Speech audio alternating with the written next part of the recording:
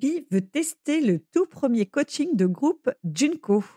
Tu tournes un peu en rond dans ta vie professionnelle, tu ressens un flou, mais tu ne veux pas forcément tout plaquer. Tu veux juste retrouver du sens, de l'élan et des repères. Ce coaching de groupe est fait pour toi. C'est une pause structurée, bienveillante et stimulante pour faire le point, te reconnecter à ce qui compte pour toi et identifier ce que tu veux faire évoluer dans ton travail. Alors pendant 4 mois de juin à septembre avec 6 séances de coaching, on se retrouve à 4 participants maximum pour identifier ce qui t'anime et te fait du bien au travail, prendre de la hauteur sur ton parcours, comprendre ce qui t'a guidé jusque-là, mettre des mots précis sur tes talents et tes forces, créer un espace pour une aspiration enfouie mais bien là, et construire un plan d'action à ta mesure faisable et concret. Si ce coaching t'intéresse, je laisse un lien dans le descriptif de l'épisode qui est un questionnaire rapide à remplir et je te recontacte très vite. À bientôt.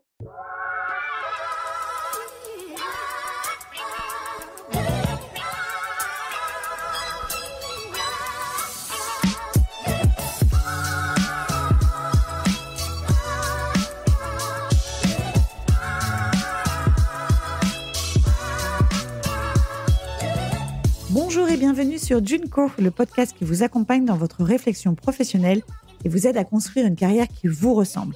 Je suis Florence Verdière, coach spécialisée en évolution et transition professionnelle.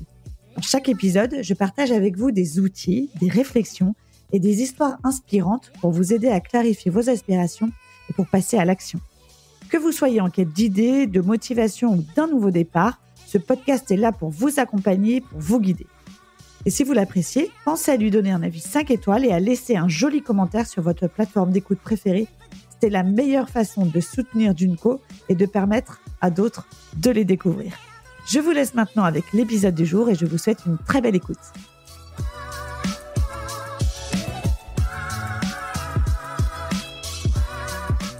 Bienvenue dans le tout nouvel épisode de Junko. Alors aujourd'hui, j'ai le grand plaisir de recevoir Marjolaine. Marjolaine était ancienne éducatrice spécialisée qui vivait près de Lens dans le Nord et aujourd'hui agent immobilier et vit à Albertville dans la montagne. Salut Marjolaine. Salut Florence. Écoute, merci pour cette invitation. Voilà, c'est vraiment un plaisir pour moi de ce temps d'échange.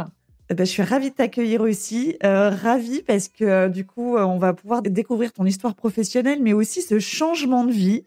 Quand tu m'as raconté un peu ton histoire, puisque du coup, nous nous sommes déjà rencontrés, je t'ai coachée pour une séance flash et j'avais l'impression que c'était un reportage qu'on peut voir des fois à la télé sur ces familles qui changent de vie, etc. Donc, au-delà d'avoir changé de vie professionnelle, toi, tu as changé de vie tout court.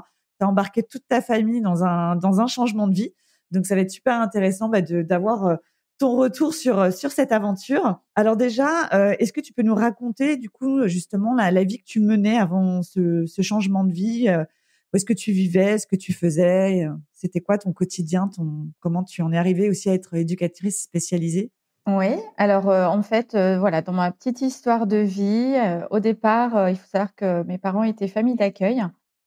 Donc moi, petite, en fait, j'ai toujours côtoyé un peu le monde du handicap à travers voilà, l'accueil et le travail que faisaient mes parents à l'époque. On hébergeait, en fait, des personnes en situation de handicap.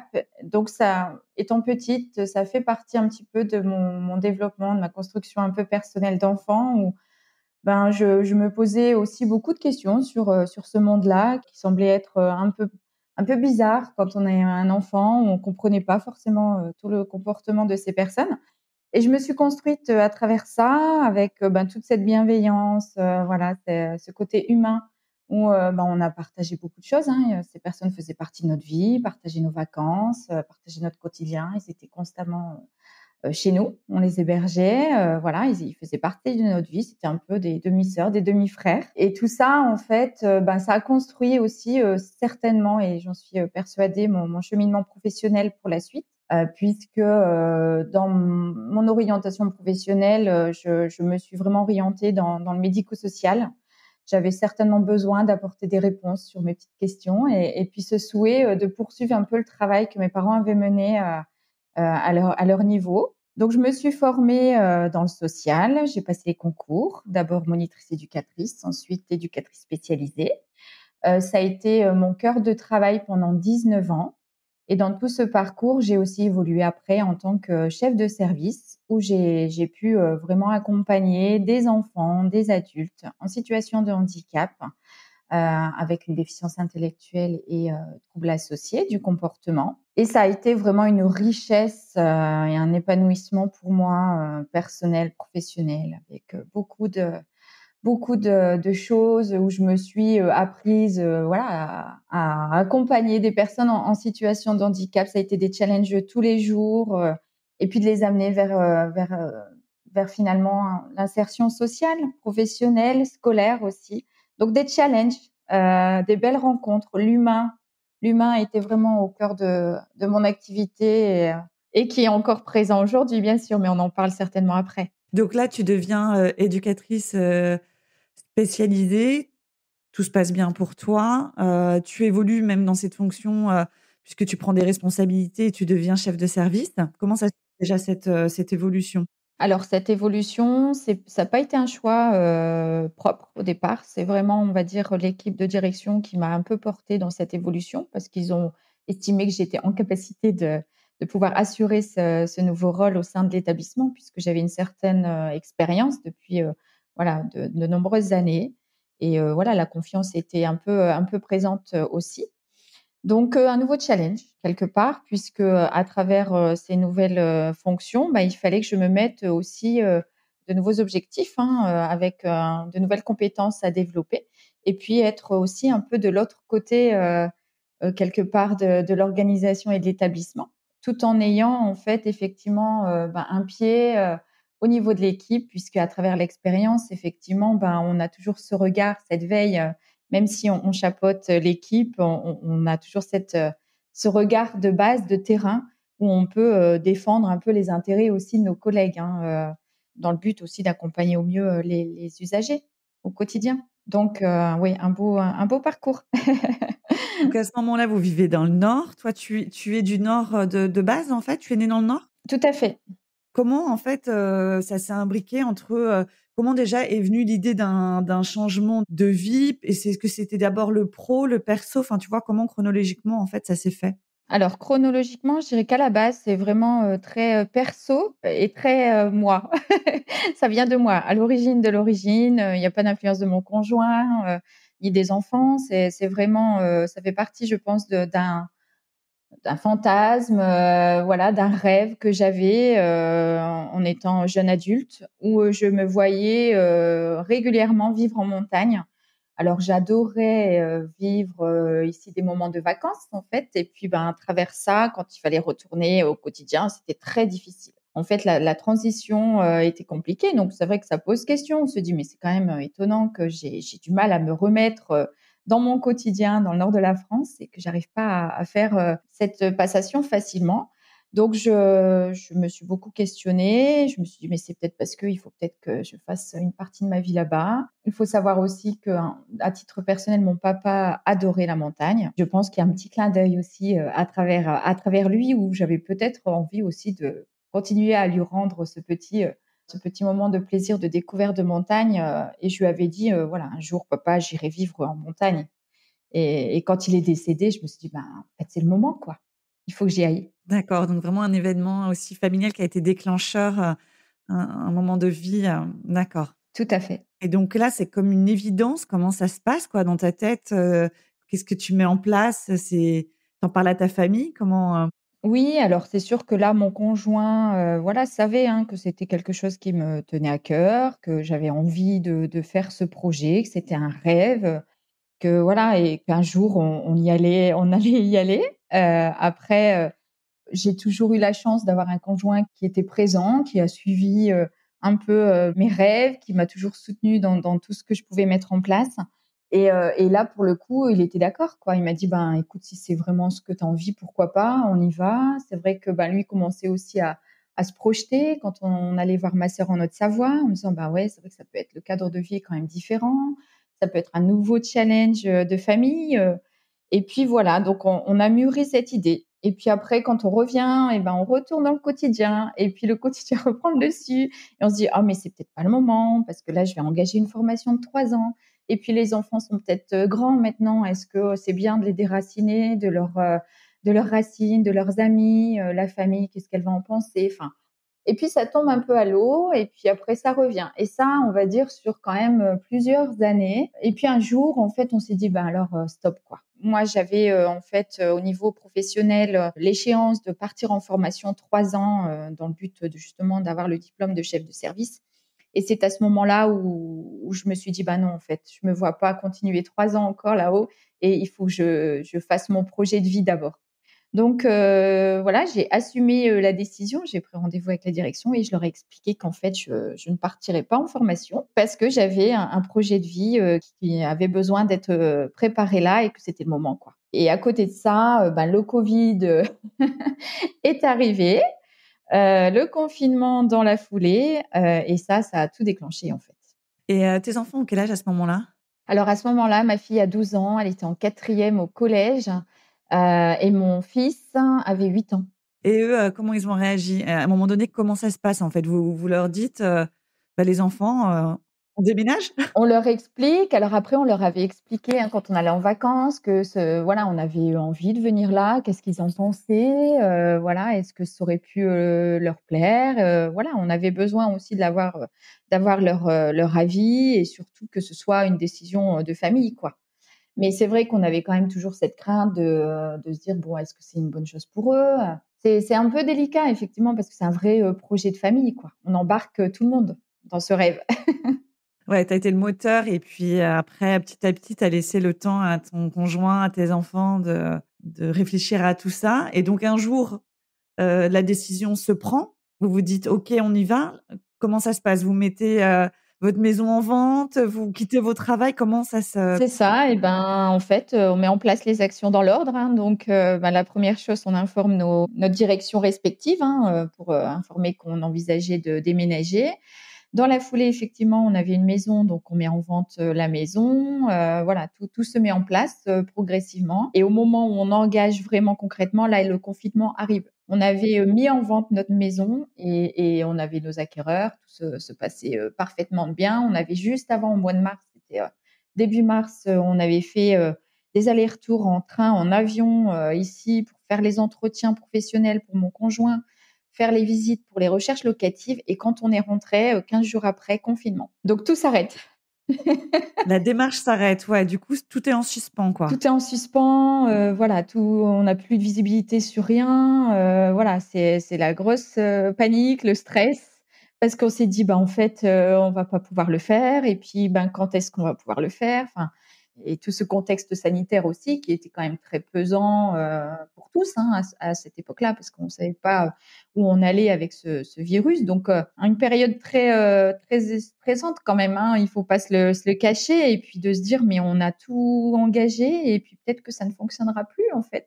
Et là, ça fait quoi? Est-ce que ça remet de dire: «Mais non, non, nous, on a vraiment envie», est-ce que ou alors, au contraire, ça appuie sur des petits restes de doute en se disant: «Mais c'est pas possible, mais pourquoi, ces freins-là, quoi?» Enfin, tu vois? Ah bah non, justement comme quelque chose où on se dit: «Mais voilà, nous, on ça nous a confortés», on va dire, dans notre projet, et notre rêve, hein, de vie, en se disant: «Mais voilà, finalement, on a des rêves et puis, on a des difficultés qui se présentent devant nous, mais il faut passer au-dessus de ça, de ces possibles difficultés, de ces étapes qu'on ne prévoit pas». Parce que, bah, là, pour le coup, personne ne pouvait prévoir qu'on allait être confinés, plusieurs mois et ça nous a pas arrêtés, en fait, au contraire. Ça nous a confortés et ça a donné encore plus d'envie, d'aller, au bout de nos rêves et de faire ce qu'on souhaite finalement pour notre propre vie. Pour vos travails respectifs, comment, vous faites? Vous démissionnez? Vous négociez une rupture conventionnelle? Comment, vous négociez cette transition? Eh ben, non, hein, alors moi, rupture conventionnelle et mon conjoint, démission, puisque lui, il avait trouvé le travail ici et que finalement, voilà, à un moment donné, il avait tellement été, démarché par, les garages, dans lesquels il avait postulé qu'on savait même plus où aller. Il a été fort demandé, donc ça, c'est plutôt rassurant. Donc, d'abord trouver un travail. Vous aviez du coup cette sécurité-là et toi, tu en es où du coup? Tu fais une rupture conventionnelle en te disant tu as des plans? Qu'est-ce que tu envisages pour toi, pour la suite?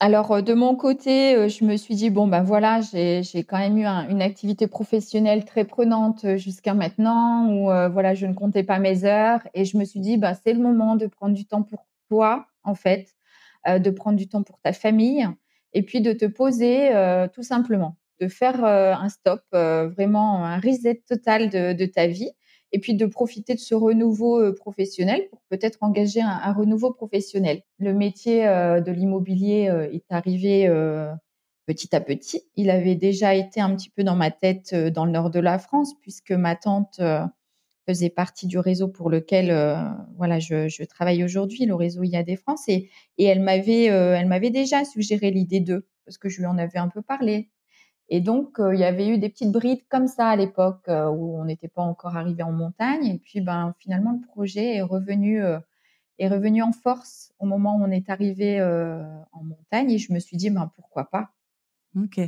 Donc là, vous avez déménagé, vendu la maison, dit au revoir à tout le monde et donc vous arrivez là-bas et là, tu te dis: «OK, je me pose, je prends le temps» et déjà, qu'est-ce qu'on ressent quand on débarque dans le milieu, enfin, tu parles de rêve quand même, c'est hyper puissant. Qu'est-ce qu'on ressent quand on se dit: «Oh, mais on y est, en fait.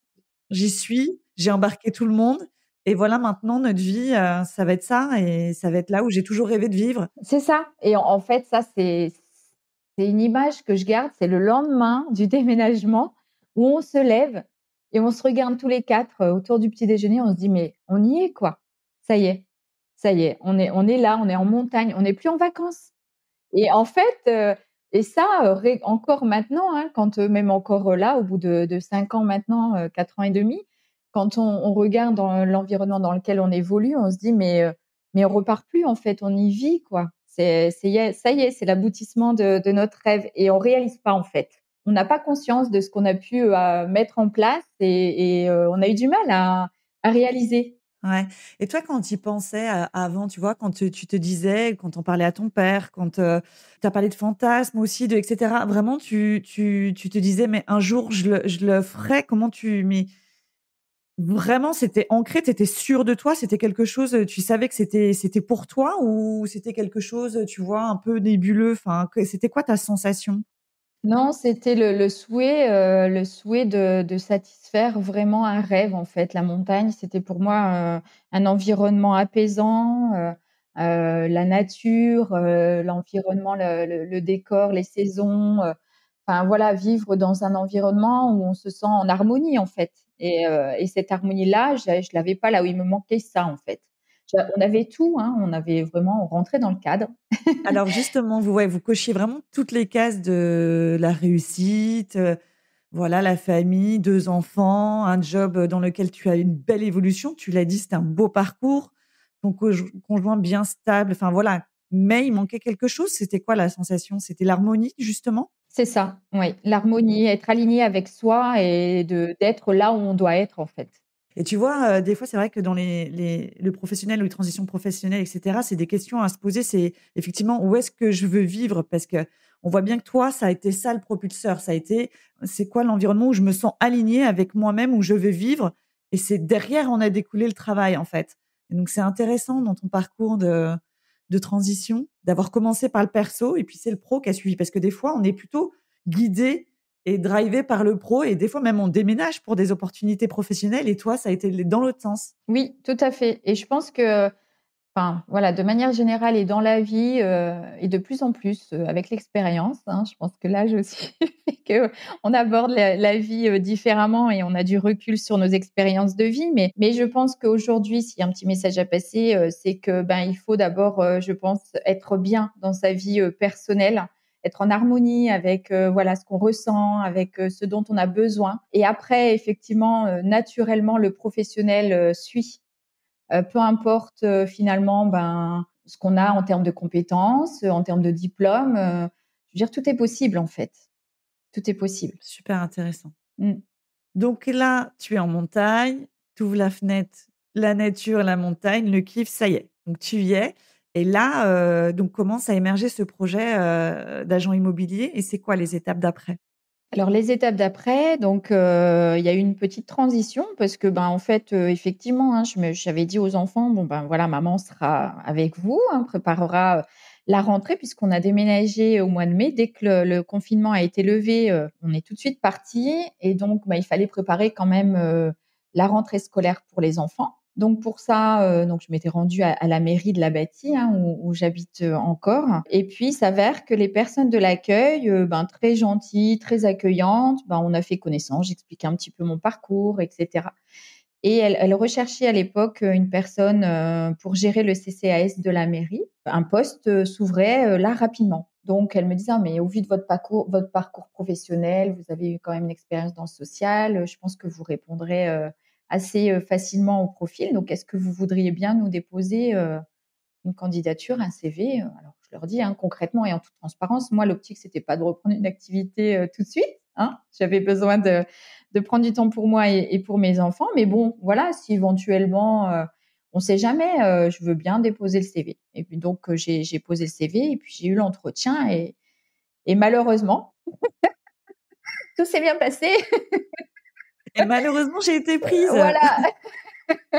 Donc ça s'est, un peu, voilà, présenté comme ça, sans avoir préparé quoi que ce soit. Et puis, j'ai travaillé 1 an à la mairie, et j'étais responsable du coup, du CCAS et de l'équipe périscolaire de l'école. Et est-ce que le malheureusement s'est transformé en heureusement? Oui, et encore heureux, hein, d'ailleurs, parce qu'effectivement, moi, ça m'a permis, forcément, quand on arrive dans une nouvelle région, on connaît personne, on perd ses repères, voilà. Donc moi, ça m'a permis aussi, de connaître les personnes de mon village, hein, et puis de garder quand même, une activité, professionnelle, voilà, de garder un lien social aussi, tout en cheminant quand même, mon propre projet en parallèle, hein. Ça restait toujours quand même dans ma petite tête et je me suis dit: «Bon, 1 an, ça va quoi, c'est une transition». Je le voyais vraiment comme une transition entre, ma vie d'avant et ma vie d'aujourd'hui. Donc ça m'a apporté, énormément de choses pour la suite. OK.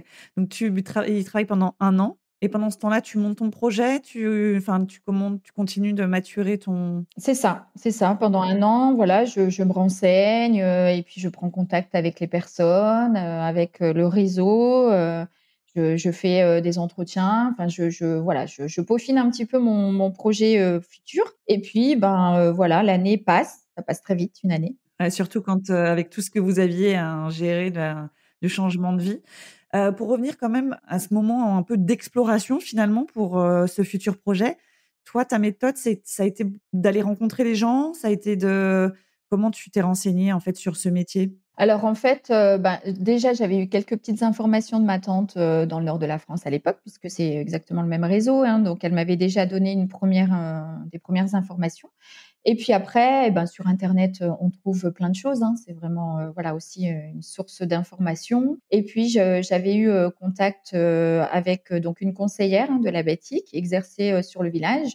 Et donc je l'ai rencontrée et puis, en fait, ça a conforté, mon idée, en fait, dans ce souhait, alors il y a plein de choses, l'immobilier, parce qu'on a été plusieurs fois propriétaire, parce que l'immobilier m'a toujours intéressée et puis je me voyais bien finalement dans un travail où j'avais, toujours la possibilité d'accompagner les personnes, mais du coup de manière un peu différente dans leur projet de vie. Et puis le côté, et c'était surtout ça que je recherchais, c'est le côté indépendant. D'accord, ouais, c'est ça aussi. Tu es passée d'un statut de salarié à un statut d'indépendante. Qu'est-ce qui s'est joué dans ce changement de statut? Ce qui s'est joué et ce qui a fait peser, justement le choix de partir sur cette voie, professionnelle, c'est, d'avoir, cette liberté, de garder en fait et de gagner. En fait, c'est vraiment de gagner cette liberté de projet de vie. On travaille pour soi, on fait, notre travail à travers notre personnalité. On rentre pas dans un, système, institutionnel où il y a la hiérarchie, où on a quand même cet impact important, hein, voilà, où il faut, finalement rentrer un peu dans le moule.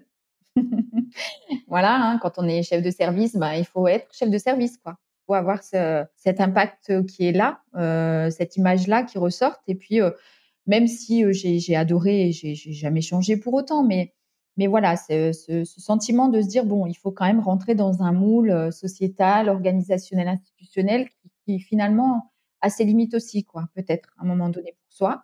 Et j'étais arrivée à ce moment-là où j'ai dit: «Mais je veux autre chose. Je veux, voilà, pouvoir gérer mon temps, avoir cette liberté-là de choisir mon planning, mes horaires et puis d'avoir du temps pour ma famille, en fait». D'accord, donc la liberté d'être, pleinement toi avec ta personnalité, de travailler avec comme tu es et aussi la liberté, ouais, d'un équilibre finalement pro perso, quoi. C'est ça. Ouais. Puis tu étais vraiment dans la recherche de l'alignement, l'alignement dans ton lieu de vie, l'alignement dans le travail, donc là, tu étais dans une démarche. C'est ça. L'aboutissement, jusqu'au bout de l'alignement d'être en harmonie, avec soi au niveau perso pour ce changement de région et pro pour, aimer, de faire une activité, s'épanouir dans une activité professionnelle, qui nous correspond. Et donc tu te lances au bout d'un an après ton contrat salarié C'est d'un an? ça.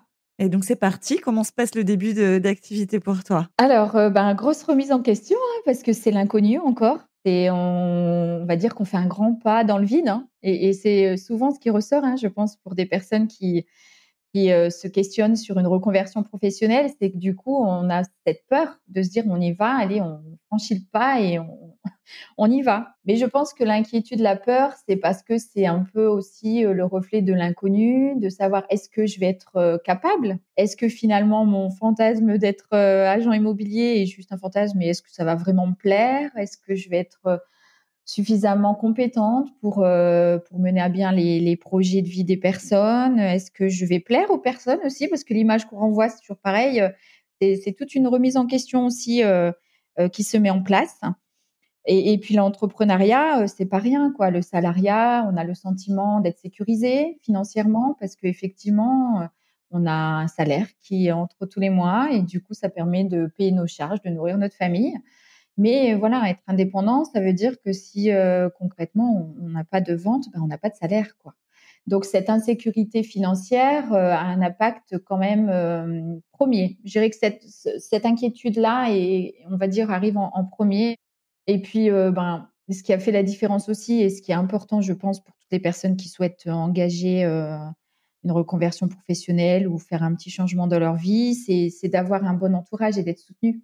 Et moi, j'ai la chance, hein, d'avoir un conjoint qui a toujours été là pour moi et qui m'a toujours portée et soutenue dans toutes les choses que j'ai pu mettre en place. Voilà et ça, c'est important. Et justement, c'est ce que je voulais te demander, pendant cette période de doute de début, donc tu l'as dit: «Est-ce que je suis capable? Est-ce que je vais plaire? Est-ce que financier?» et cetera, que je vais aimer aussi. Voilà, tu t'es raccroché à quoi? Tu t'es servi de quoi pour continuer d'avancer malgré tout et que c'est tu vois, ça t'a pas empêché d'avancer justement?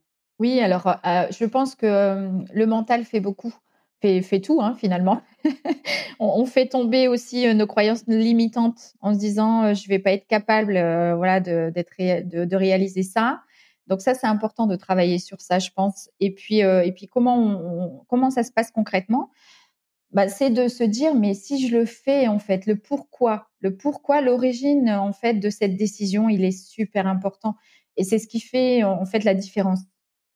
Si vous avez en fait, si on a un pourquoi qui est fort, qui est limite viscéral, qui vient de voilà, de très loin en vous et qui est très fort, en fait, vous pouvez faire tout ce que vous voulez, quoi. Je pense que ça, c'est super important et c'est ce qui fait la différence et moi, mon pourquoi, c'était, ma famille.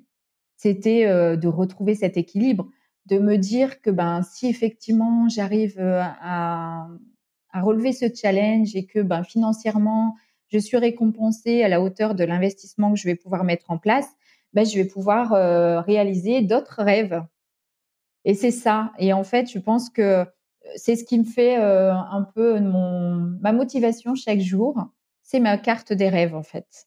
Ouais, c'est le travail au service de tes rêves, quoi. C'est ça. Donc voilà pour la petite anecdote et puis je conseille de le faire à tous ceux qui pourront écouter ce podcast, c'est, quand vous engagez quelque chose, alors certes, on a des objectifs financiers, c'est normal, il faut en avoir puisqu'il faut quand même subvenir à nos besoins, primaires, à voilà, à payer nos charges comme tous. Mais à côté de ça, essayez de réfléchir à une carte au trésor, à votre petite carte des rêves, votre pourquoi en fait et matérialiser ça à travers, des images, à travers, voilà, un projet, alors un voyage, alors nous, c'était un camping-car en premier. On l'a réalisé, voilà. Maintenant, ça y est, le 2e rêve est coché Waouh! Et ça c'est hyper inspirant, hein.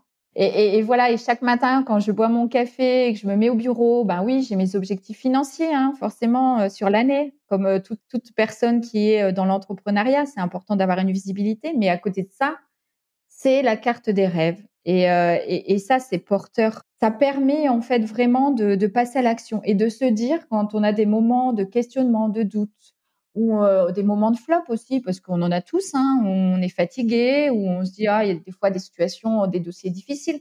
de se raccrocher à ça et de toujours se souvenir du pourquoi j'ai fait cette démarche-là et pourquoi j'en suis là aujourd'hui. Et quand on revient sur ce ressenti du pourquoi, quand on se remet en condition de ce pourquoi d'origine, c'est reparti en fait. Ça relance la machine. Voilà, ça met en mouvement, quoi. C'est ça. C'est super intéressant de toujours se raccrocher à pourquoi on le fait et donc c'est très important dans ce cas-là, effectivement, d'être très au clair sur ses choix et de les avoir toujours en tête, voire même en visuel comme ça. Je trouve ça super intéressant aussi et avec des objectifs de vie, qui sont pas aussi que des objectifs de travail. Donc là, tu commences ton activité, tous ces moments de doute et cetera, donc tu te raccroches à, voilà, pourquoi ces choix, pourquoi tu es là et donc ça te permet de tout le temps, rester en action. Comment tu trouves tes premiers clients? Comment tu te fais connaître en fait dans en plus dans donc du coup, tu as commencé avec tes contacts avec ce poste-là d'1 an dans la mairie et comment après, concrètement, tu te fais, reconnaître comme, étant agent immobilier? Il faut être dehors, quoi. Il faut se faire voir, il faut se montrer, il faut aller à l'encontre des personnes et j'ai commencé à le faire dans mon village tout simplement, comme conseillère de proximité. Donc on travaille, beaucoup, la prospection terrain, hein, ça c'est ce que j'adore faire. Alors certes, après il y a d'autres outils, hein, la prospection, téléphonique, hein, la fiche téléphonique comme beaucoup d'agents, immobiliers, et d'agences le font, mais je me voyais pas, aborder les gens par le téléphone. Je trouvais ça, un peu intrusif et puis un peu maladroit. Enfin, en tout cas, ça me correspondait pas dans ma personnalité. Moi, j'ai besoin de voir les gens, en fait, d'aller à la rencontre des personnes et puis de discuter tout simplement sur voilà un projet, une vie, enfin l'idée d'eux. Et puis plusieurs fois, voilà, on passe dans le village. Donc ça permet déjà d'être plus ou moins repéré au fur et à mesure. Après, à côté de ça, j'ai aussi mis en avant et valorisé les petits commerces locaux de mon village, où je leur ai proposé finalement une petite com gratuite à travers mon profil professionnel Facebook à l'époque. Et je leur disais, voilà, moi, je vais faire un petit reportage. Est-ce que ça vous dit de m'expliquer un petit peu l'histoire de votre commerce, pourquoi vous avez décidé d'ouvrir cette boulangerie et puis je vous fais un petit résumé et je vous fais une petite com gratuite à travers ma page professionnelle d'agent immobilier. Donc ça a été plutôt aussi intéressant et puis très plaisant, hein, aussi bien pour soi que pour les commerçants qui voilà qui avaient besoin aussi peut-être de se mettre en avant et d'être valorisés à travers un support un peu différent, à travers le digital. Et puis ce qui a fait aussi, je pense, la différence aujourd'hui, c'est surtout de se dire: «Il faut toujours être en action, quoi». Il faut toujours être en action, il faut, être très, exigeant et répéter les actions et puis, s'y tenir, quoi et être persévérant. Ça, la persévérance et la ténacité, ça fait la différence. Ah, c'est clair, hein, ça compte, beaucoup et puis c'est intéressant ce que tu dis, se rendre visible, sortir de chez soi, aller à la rencontre des gens et puis du coup la petite touche de créativité quand même, de proposer des formats, C'est ça. Alors, si voilà la petite anecdote, qui va faire rire, je pense, c'est que, voilà, après on cherche, hein, des petites stratégies, de visibilité et la première année, donc j'avais mis en place un concours de calendrier de l'Avent, alors pas le calendrier classique de chocolat, mais de bière. ah oui, bah, Voilà. forcément. Et pour gagner des followers, sur, mon réseau, en fait, Facebook pro, ma page Facebook, voilà, j'avais, mis en place une petite vidéo où il fallait, liker ma publication, partager avec des amis qu'on connaissait et pour gagner, en visibilité quelque temps après, quand, je suis allée faire, voilà, mes petites courses, une personne m'avait reconnue. Voilà, ma tête, était revenue en disant: «Ah d'accord, bonjour, mais c'est vous, qui avez vendu, le calendrier de la bière?» J'ai dit: «Oui, et puis je fais aussi un peu d'immobilier quand même, je ne fais pas que de la bière». Donc voilà, donc c'est vrai que les gens après m'ont identifiée, enfin certains m'ont identifiée à travers ce concours de bière, mais quelque part, voilà, ça a fonctionné, indirectement, quoi. Donc c'était plutôt, rigolo, quoi. À partir de quel moment concrètement tu as gagné ta vie? Je dirais la première année, c'était la plus rude puisque, il faut savoir quand même que j'ai mis 1 an pour, acter ma première vente, qui est très long, très, très long, voilà, quand on se dit: «Mais, punaise» et pourtant les actions sont là, la motivation, la persévérance est là, je ne lâche rien, mais il y a rien qui se passe, quoi. Ouais, donc tu es en mode, je fais tout Parce qu'en plus, là, déjà, tout ce que tu nous as dit, puis là, de toute façon, on imagine bien, tout ce que enfin, que ça se voit que tu es très proactive. Donc tu faisais tout, mais pour l'instant, il se passait rien, fallait être patient, quoi. C'est ça, la patience et là, je pense que je suis vraiment l'image de la persévérance et de la patience, quand, voilà, on en parle, avec les collègues, je leur dis: «Mais vous allez voir» et effectivement, ma marraine, donc Stécie, hein, qui m'a parrainée à l'époque, je lui avais dit: «Mais Stécie, en fait, ça va pas là, tu m'as vendu du rêve, en fait, finalement. Tu m'as vendu ce rêve que j'avais et ça ne fonctionne pas, c'est pas possible, quoi, donc je vais arrêter, en fait». J'étais vraiment, voilà, à la limite de puis quelque part, le lendemain, ça a rechangé. Je me dis: «Mais non, mais il faut pas que tu arrêtes, quoi». Là, je reprenais le dessus sur le projet et j'ai dit: «Mais allez, on y va, on continue». Mais elle m'a dit: «Non, ne le lâche pas, tu verras, tu vas avoir, toutes les petites graines que tu as semées là pendant 1 an, toutes les actions que tu mets en place, elles sont pas anodines et tu vas avoir, l'effet là, dans peu de temps». Et effectivement, la deuxième année, je me suis prise un tsunami.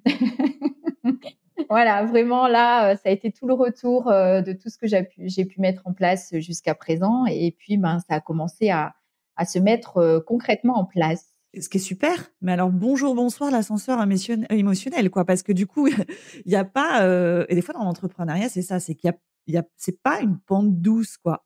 C'est ça, c'est pas un monde de bisounours, quoi. Ça, il faut le C'est savoir. pas, tranquillement, on augmente plus 10 plus des fois, hein, ça se passe comme ça, hein, mais c'est pas forcément ça et du coup, bah, là, tu as dû, à gérer émotionnellement 1 an, sans rien, sans chiffre d'affaires, hein, de ce que je comprends, avec une deuxième année où l'explosion, et ça, faut l'accueillir aussi, hein, il faut gérer. Oui, oui, non, mais c'est sûr que c'est pas simple. Enfin et du coup, on se dit: «Ah ouais» et puis on se sent pas prête d'accueillir tout ça, quoi. De se dire, «Comment je vais gérer ça?» Est-ce Et alors comment tu as géré ça? Eh ben, écoute, plutôt bien, je pense. Puisque je suis encore là aujourd'hui et que, j'ai encore des clients qui à l'époque, voilà, avaient fait appel à mes services et qui me recontactent, encore aujourd'hui. Donc, voilà, l'impact est plutôt positif et on s'en sort. Il faut accueillir la chose, à bras ouverts, voilà et se dire, «C'est bon quoi, ça y est, c'est parti et on y va». C'est l'aboutissement de finalement ce qu'on a toujours tout souhaité en fait, de ce qu'on a souhaité jusqu'à maintenant et il faut l'accueillir, bien évidemment. Comment tu te sens aujourd'hui? Donc là, ça fait 5 ans. Entre-temps, tu as une équipe aussi? Tu as formé une équipe de collaboratrices et collaborateurs de ce que j'ai vu? Tout à fait, récemment, voilà. Tu as combien de personnes là dans ton équipe? Explique-nous un peu ce fonctionnement là d'équipe, Alors aujourd'hui, alors effectivement, j'avais alors, en parallèle de l'activité de conseillère en immobilier, l'avantage, c'est qu'à travers le réseau IAD France, on a la possibilité d'avoir, d'autres casquettes.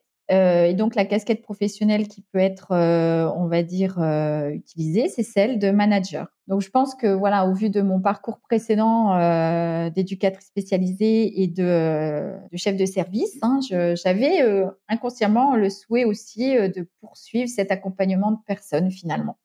J'ai toujours aimé, finalement, guider, accompagner, conseiller les personnes, que ce soit même dans ma vie perso, hein, dans mon milieu familial, amical, voilà, j'ai toujours cette écoute, assez attentive et cette, disponibilité pour mes proches et puis professionnellement, j'avais envie d'explorer ça, en fait. Je me dis: «Mais comment ça se passe justement, manager, en tant qu'agent immo?» Bon, c'est un voilà, comment on imbrique tout ça?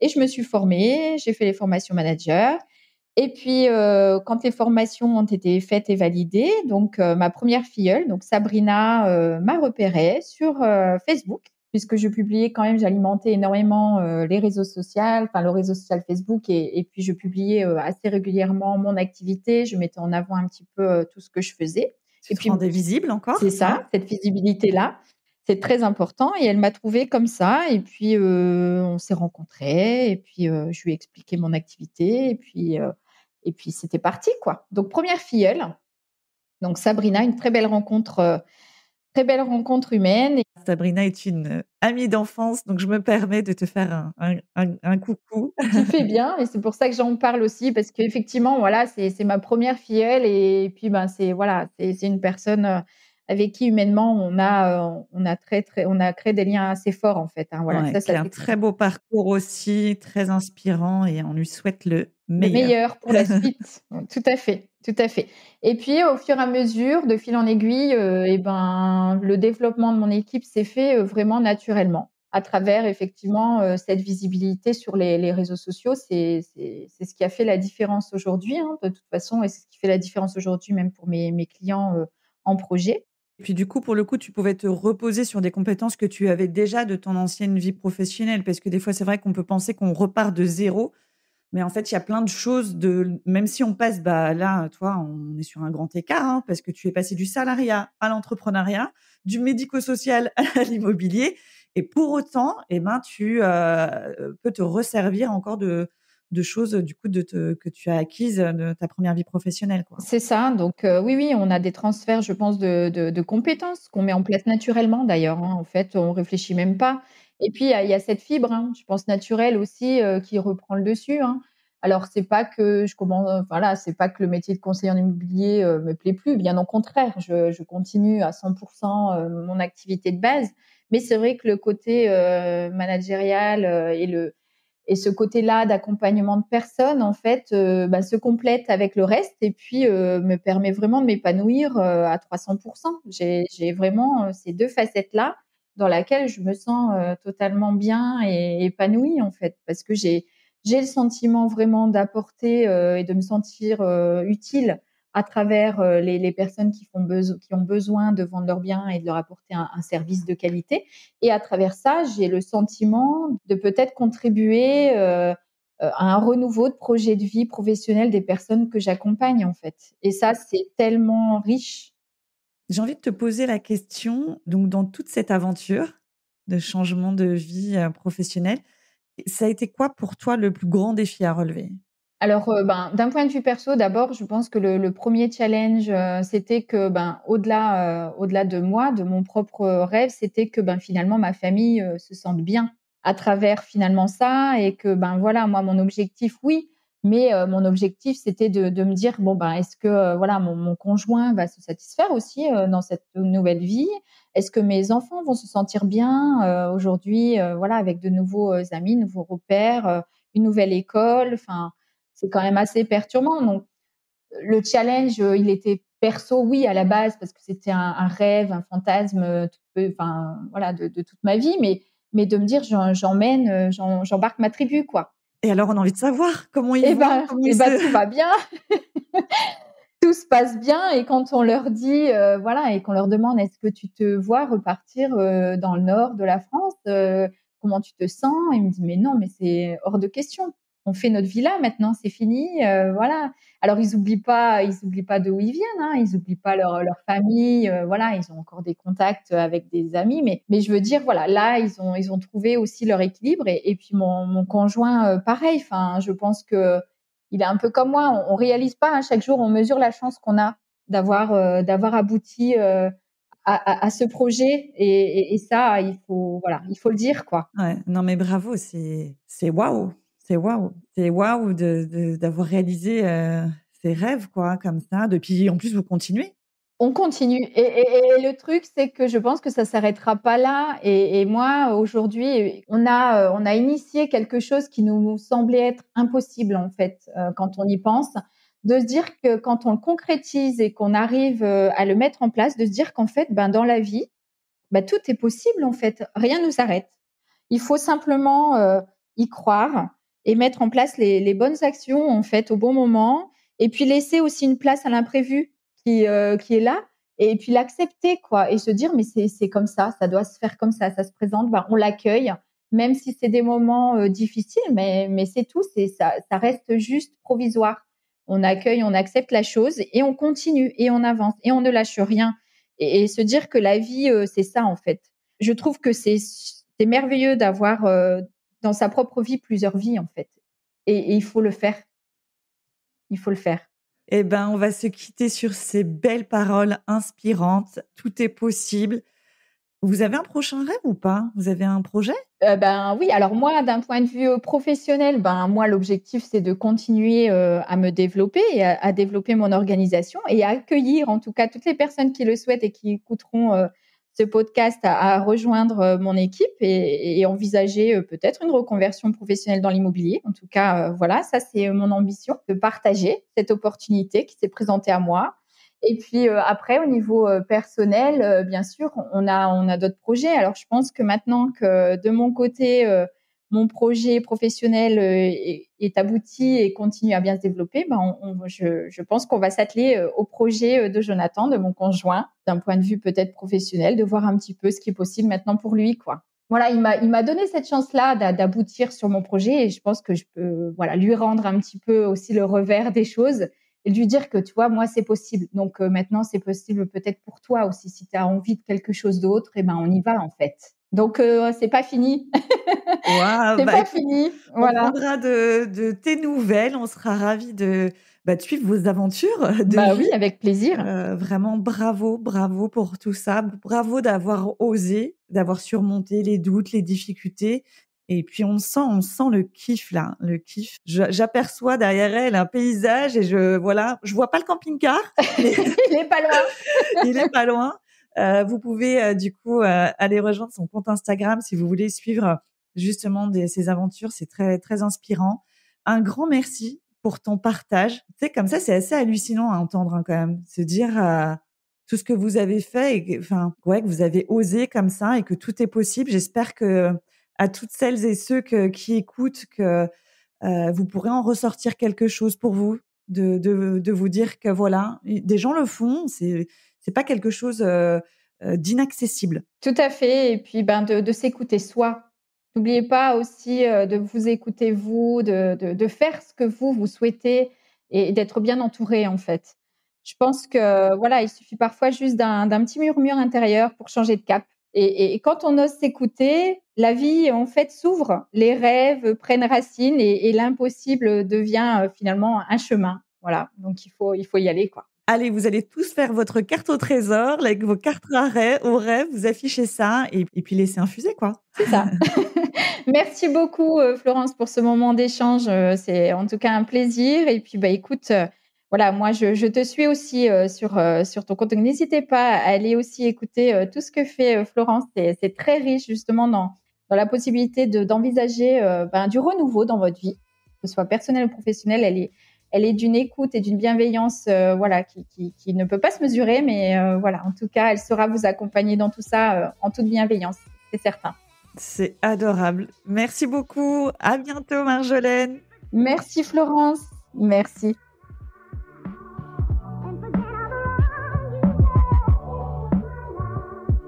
Merci d'avoir pris le temps d'écouter cet épisode de Junko. J'espère qu'il vous aura apporté des pistes pour avancer dans vos réflexions et dans vos projets professionnels. Pour en savoir plus sur mes accompagnements ou me poser vos questions, rendez-vous sur mon site internet où vous trouverez tous mes contacts ou sur mon compte Instagram. Les liens se trouvent dans le descriptif de l'épisode. Et n'oubliez pas, chaque petit pas compte. Osez explorer, questionner et agir, c'est déjà avancer sur le chemin d'une carrière alignée avec vous-même. Prenez soin de vous et de vos projets professionnels et rendez-vous très bientôt pour un nouvel épisode de Junko.